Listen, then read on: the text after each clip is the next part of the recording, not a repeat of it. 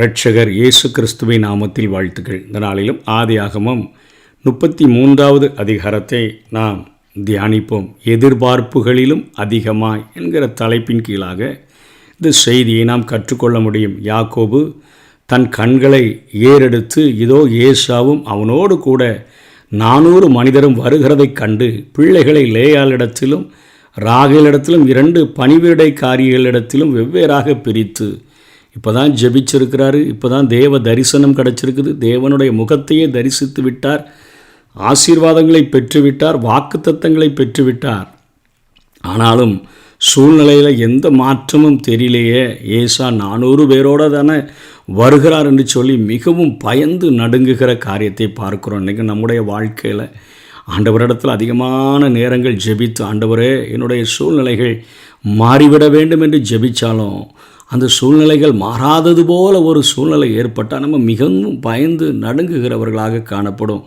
ஒரு கதை ஒன்றை சொல்வார்கள். ஒருவன் ஒரு பிரயாணப்பட்டு தொழில் நிமித்தமாக ஒரு குதிரையை கூட்டிக்கிட்டு அவன் அங்கே ஒரு காட்டு வழியாக பிரயாணப்பட்டு போன பொழுது அந்த காடை அடைந்த பொழுது அவனுக்கு ஒரு அந்த இருட்டிற்று பாதையே தெரில. ஒரு வனாந்தரம், ஒரு பாலைவனம். அந்த இடத்துல அவன் ஒரு கூடாரத்தை அமைத்து அந்த கூடாரத்தினுடைய ஆணி அடித்த இடத்துல அவனுடைய குதிரை, அந்த குதிரையினுடைய கழுத்தில் மணி ஓசை வேற கிடக்குது. அதை கேட்டிட்டு ஒரு சின்ன விளக்கு வச்சுருந்தான். அந்த விளக்கையும் அவன் அதை பற்ற வச்சு அந்த வெளிச்சம் கொடுத்துட்டு அவன் அப்படியே படுத்துட்டு ஒரு ஜெபம் செய்தான்.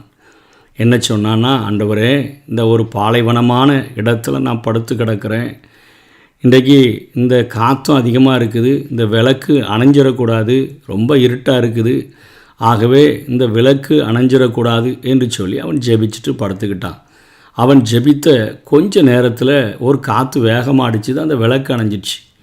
அந்த விளக்கு அணைஞ்ச உடனே அவன் திரும்பவும் ஜெபம் பண்ண, ஆண்டவரே நான் ஒரு கூடாரம் அமைச்சிருக்கிறேன். இந்த கூடாரமாவது எனக்கு, அதாவது இந்த குதிரையை வாசலில் கட்டியிருக்கிறேன். இந்த குதிரை நிற்கணும், இந்த கூடாரம் அப்படியே இருக்கணும் அப்படின்லாம் சொல்லி அவன் ஜெபித்த பொழுது அந்த இன்னொரு காற்றில் அந்த கூடாரம் பறந்து போயிடுச்சு.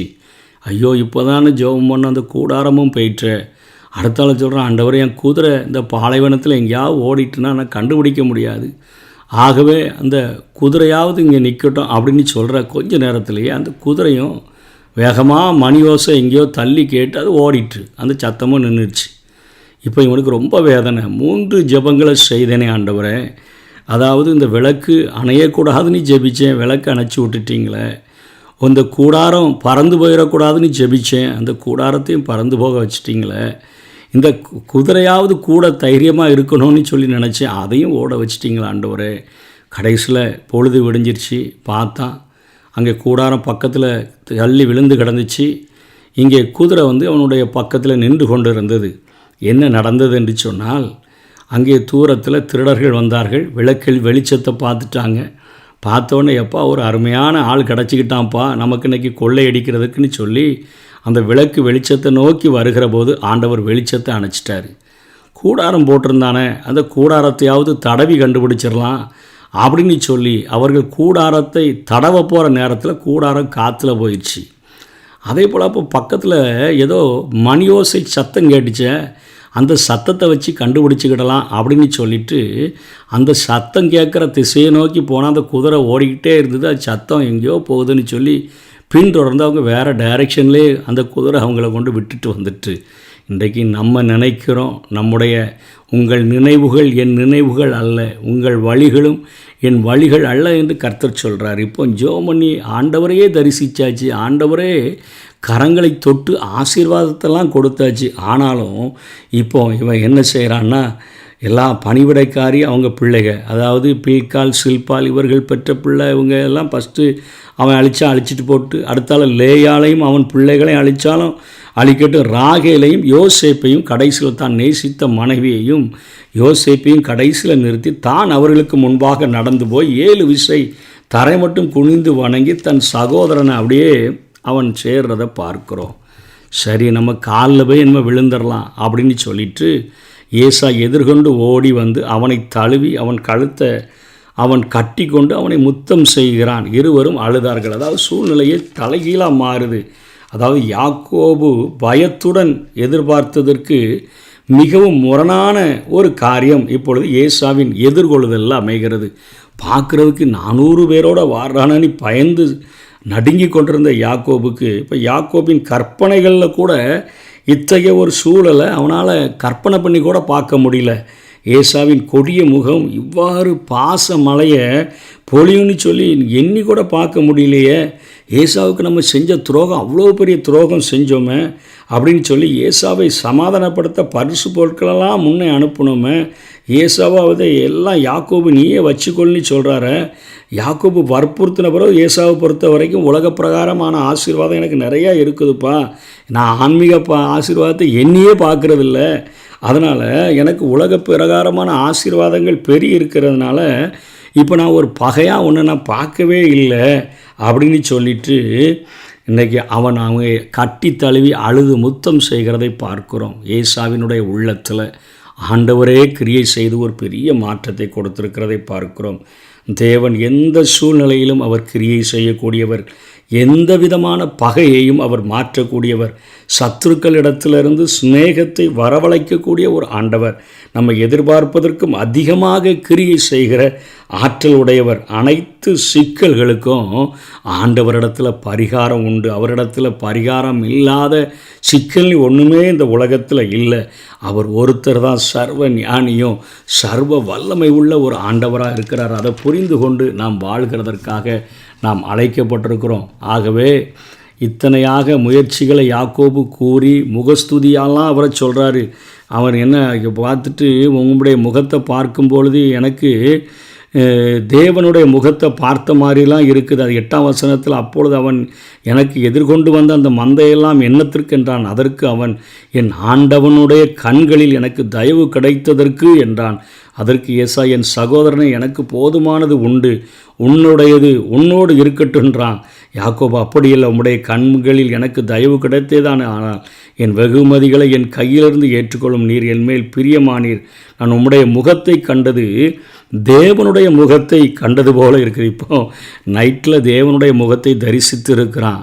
அங்கே ஏசா ஆவியற்றவனாக இருக்கிறான். ஆவிக்குரிய வாழ்க்கைக்கு அவனுக்கு எந்த சம்பந்தமும் இல்லை.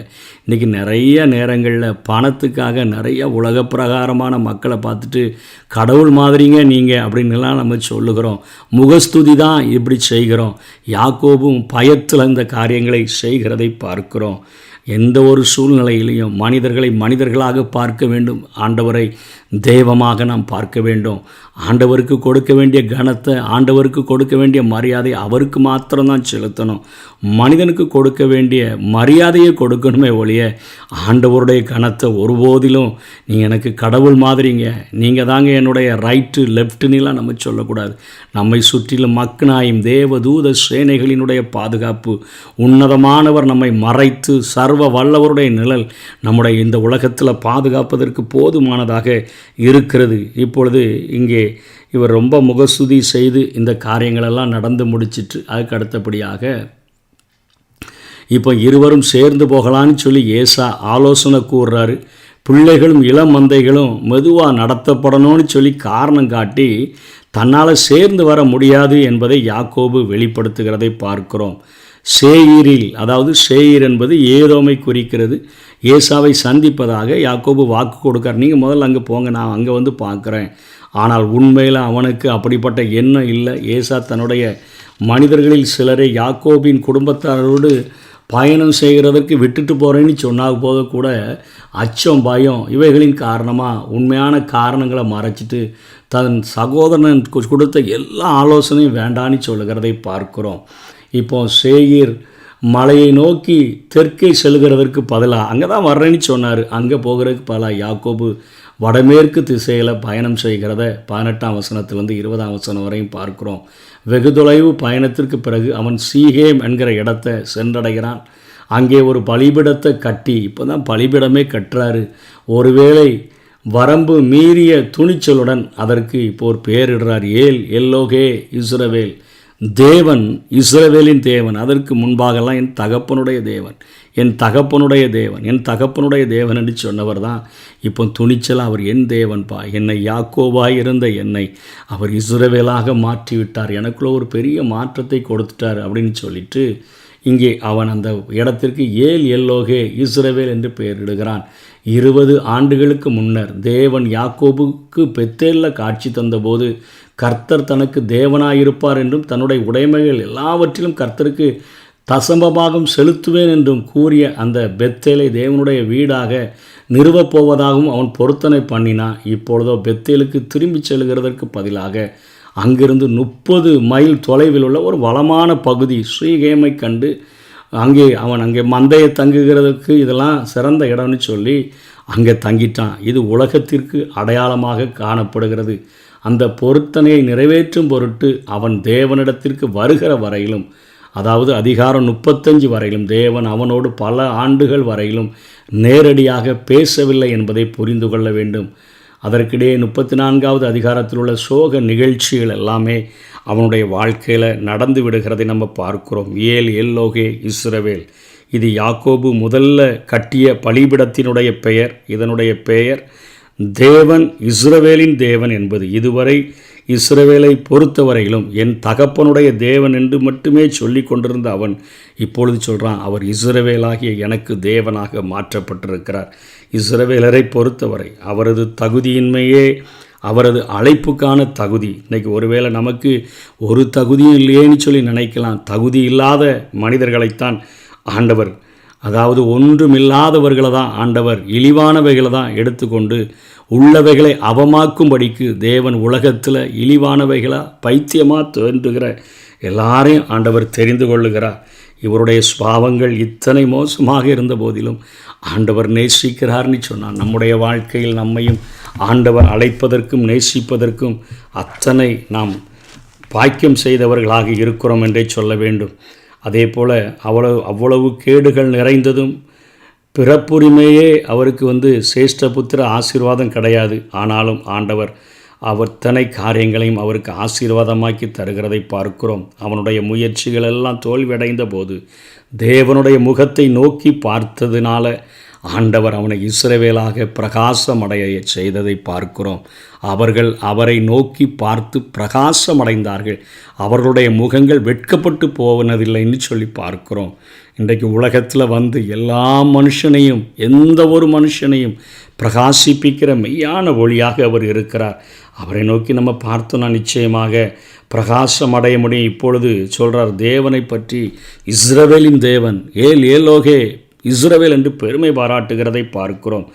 ஏசாவுடன் செல்லாத அவர் சீகேம்னா தோல் அப்படின்னு அர்த்தம். சுக்கோத் என்றால் புகலிடம் என்று அடித்தோம்.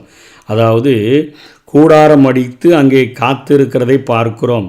சுயபலத்தில் அல்ல, தேவனுடைய தோளில் நான் புகலிடம் தேட தீர்மானிக்கிறேன் என்றாலும் இப்போ பெத்தேலுக்கு சென்றிருக்க வேண்டும். ஆனால் பெத்தேலுக்கு செல்லலை.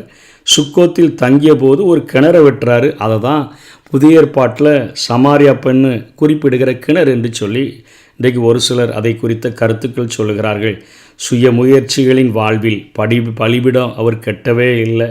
அர்ப்பணிப்பின் வாழ்வில்தான் அங்கே ஆராதனை இருக்க முடியும். தேவன் நமது தேவனாக மாறும்போது தான் நாம் ஐஸ்வர்யவான்களாக உண்மையிலேயே மாறுகிறோம். அதுதான் உண்மையிலேயே அடைக்கலமுள்ள ஒரு வாழ்க்கை. நம்முடைய முயற்சியில் கர்த்தர் வீட்டை கட்டாராகி கட்டுகிறவர்களின் பிரயாசம் விருதா, கர்த்தர் நகரத்தை காவாராகி காவலாளிகள் விழித்திருப்பது விருதான்னு சொல்லி பார்க்கிறோமே. இன்றைக்கு யாக்கோபுடைய வாழ்க்கையில் நமது தேவனாக அவர் என் தேவன், எங்கள் அப்பாவின் தேவன் சொல்லிட்டு இருந்தவர் என்னுடைய தேவன் என்று சொன்னபோது அவர் ஒரு மிகப்பெரிய அடைக்கலமுள்ள ஒரு வாழ்வுக்கு அவர் கொண்டு செல்லப்படுகிறதை பார்க்கிறோம். இந்த தேவன் யாக்கோபின் தேவன் என்று கூறுகிறதற்கு அவரும் கூட வெட்கப்படலை. ஆகவே இந்த யாக்கோபுக்கே அவர் தன்னை தேவன் என்று சொல்லும் பொழுது இன்றைக்கு நம்மையும் இயேசு கிறிஸ்துவின் இரத்தத்தினால் கழுவி பரிசுத்தப்படுத்தி நீதிமான்களாக மாற்றி அந்த நித்திய வாழ்வை வாக்களித்திருக்கிற ஆண்டவர் நம்மை பார்த்தும் பிள்ளைகள் என்று சொல்லி அழைப்பார். நம்மை பார்த்து நான் உன்னுடைய பிதா, நான் உடைய தகப்பன், நான் உடைய தேவன் என்று நிச்சயமாக நம்மை குறித்தும் அவர் சொல்ல முடியும். அந்த ஒரு உரிமையை ஒவ்வொரு நாளும் நாம் உணர்ந்தவர்களாக தேவனுடைய சன்னிதானத்தில் நம்முடைய வாழ்வினுடைய தொடக்கத்தின், அதாவது நம்முடைய ஒவ்வொரு நாள் வாழ்வின் தொடக்கத்தின் முதல் மணி நேரத்தை அவருக்கு கொடுத்து அவருடைய சன்னிதானத்தில் ஆராதனை செய்து அந்த நாளை தொடங்குவோம். கர்த்தர் தாமே நம்மை ஆசீர்வதிப்பாராக. ஆமென்.